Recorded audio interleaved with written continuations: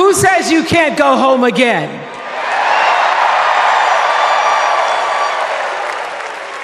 After watching the Obamas last night, that was some epic fire, wasn't it? Some epic fire. We're now so fired up, we can't wait to leave here and do something.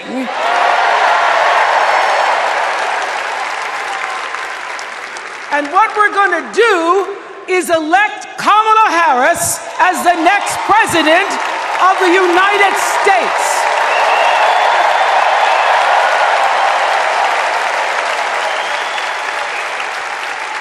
I am so honored to have been asked to speak on tonight's theme about what matters most to me, to you, and all of us Americans: freedom. There are people who want you to see our country as a nation of us against them, people who want to scare you, who want to rule you, people who'd have you believe that books are dangerous and assault rifles are safe, that there's a right way to worship and a wrong way to love, people who seek first to divide and then to conquer. But here's the thing. When we stand together, it is impossible to conquer us.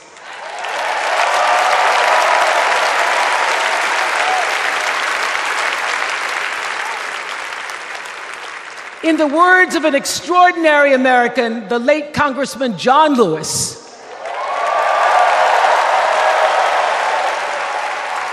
he said, no matter what ship our ancestors arrived on, we are all in the same boat now. Congressman Lewis knew very well how far this country has come because he was one of the brilliant Americans who helped to get us where we are. But he also knew that the work is not done. The work will never be done because freedom isn't free. America is an ongoing project. It requires commitment. It requires being open to the hard work and the heart work of democracy. And every now and then, it requires standing up to life's bullies.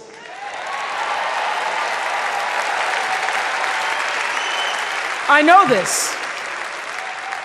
I've lived in Mississippi, in Tennessee, in Wisconsin, Maryland, Indiana, Florida, Hawaii, Colorado, California, and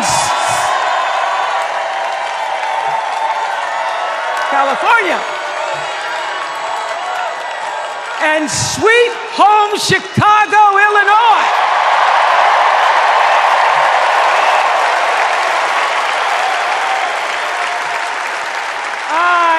Have actually traveled this country from the redwood forests, love those redwoods, to the Gulf Stream waters. I've seen racism and sexism and income inequality and division. I've not only seen it, at times I've been on the receiving end of it. But more often than not, what I've witnessed and experienced are human beings, both conservative and liberal, who may not agree with each other, but who'd still help you in a heartbeat if you were in trouble. These are the people who make me proud to say that I am an American.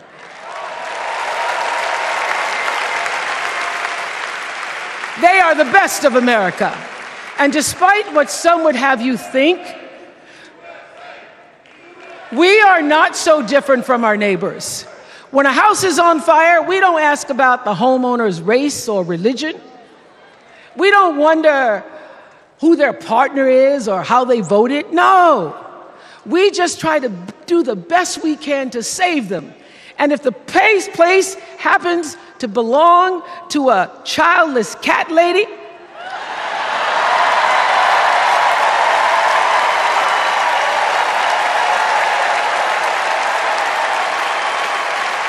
well, we try to get that cat out too.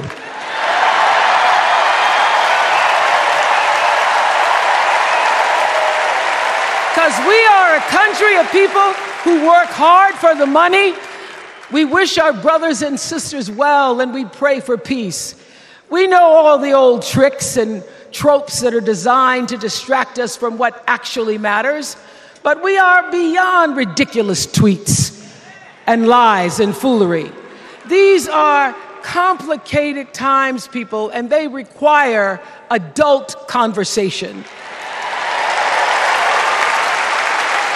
And I welcome those conversations because civilized debate is vital to democracy, and it is the best of America. Now, over the last couple of nights, we have all seen brave people walk onto this stage and share their most private pain. Amanda and Josh, Caitlin, Hadley, they told us their stories of rape and incest and near-death experiences from having the state deny them the abortion that their doctor explained was medically necessary. And they've told us these things for one reason, and that is to keep what happened to them from happening to anybody else. Because if you do not have autonomy over this, if you cannot control when and how you choose to bring your children into this world and how they are raised and supported, there is no American dream.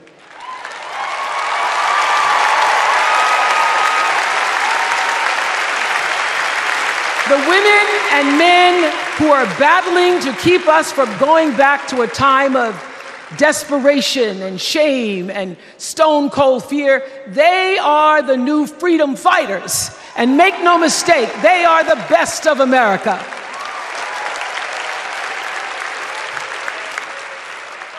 I want to talk now about somebody who's not with us tonight. Tessie Prevost Williams was born in New Orleans not long after the Supreme Court ruled that segregated public schools were unconstitutional. That was in 1954, same year I was born. But I didn't have to head to first grade at the all-white McDonough 19 school with a U.S. Marshal by my side like Tessie did. And when I got to school, the building wasn't empty like it was for Tessie. You see, rather than allowing McDonough to be integrated, parents pulled their kids out of the school, leaving only Tessie and two other little black girls, Gail Etienne and Leona Tate, to sit in a classroom with the windows papered over to block snipers from attacking their 6-year-old bodies. Tessie passed away 6 weeks ago. And I tell this story to honor her tonight because she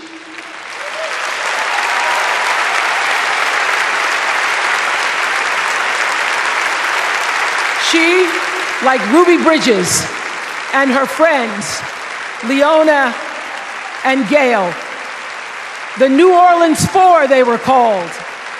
They broke barriers and they paid dearly for it.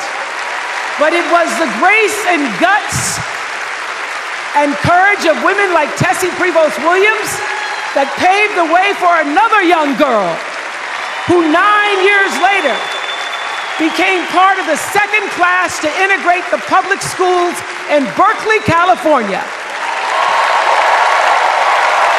And it seems to me that at school and at home, somebody did a beautiful job of showing this young girl how to challenge the people at the top and empower the people at the bottom. They showed her how to look at the world and see not just what is, but what can be. They instilled in her a passion for justice and freedom and the glorious fighting spirit necessary to pursue that passion. And soon, and very soon,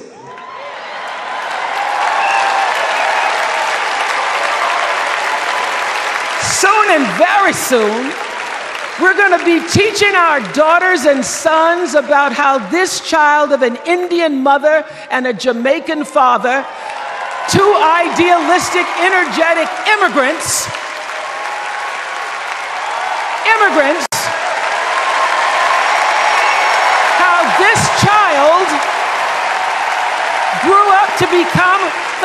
77th President of the United States.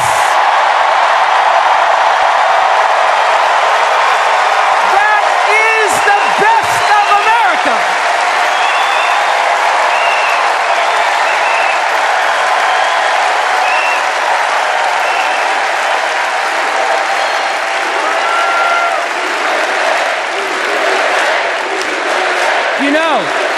You know, let me tell you this. This election isn't about us and them. It's about you and me and what we want our futures to look like.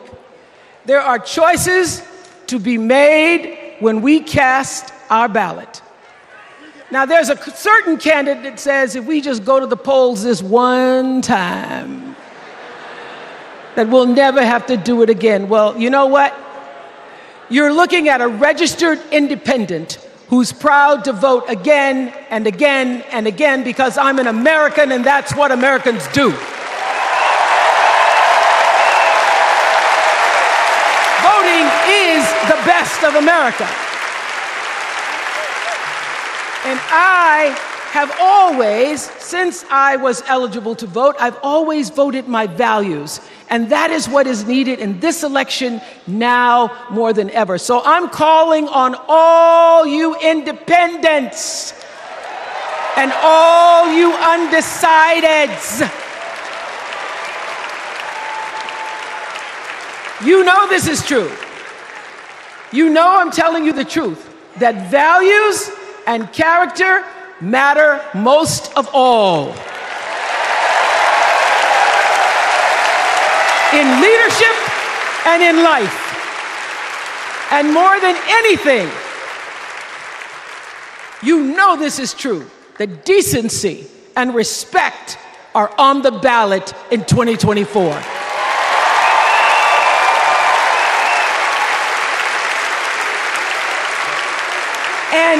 And just plain common sense.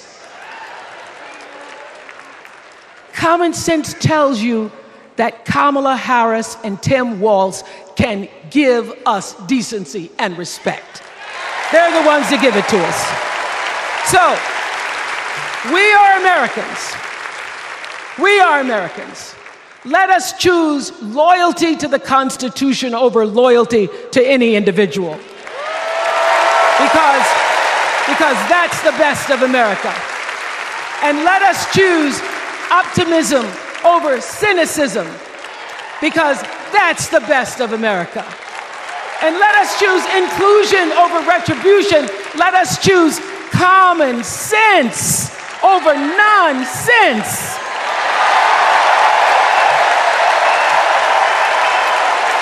Because that's the best of America. And let us choose the sweet promise of tomorrow over the bitter return to yesterday.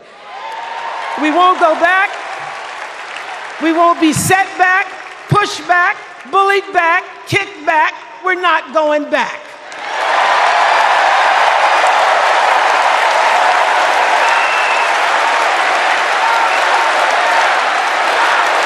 Not going back. We're not going back. So, let us choose. Let us choose truth. Let us choose honor. And let us choose joy.